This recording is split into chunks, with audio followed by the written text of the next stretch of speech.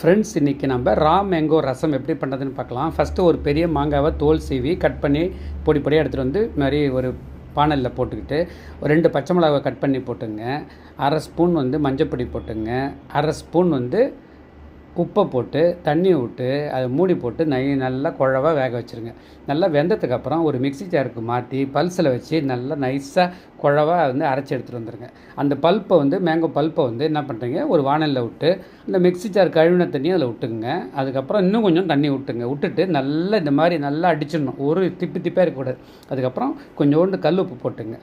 ஒரு தாளிப்பு கொடுக்கலாம். அதுக்கு என்னென்னா, அதுக்கு முன்னாடி என்ன பண்ணுறீங்க, ஒரு சின்ன வெல்லத்தை ஒரு துண்டு போட்டுங்க.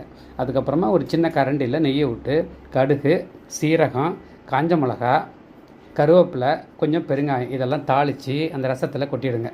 சூப்பராக இருக்கும். இது ரா மேங்கோ ரசம். குடிச்சியும் பார்க்கலாம். ஃபைனலாகவும் கொத்தமல்லி மேலே தூவிக்குங்க. சாதத்துலேயும்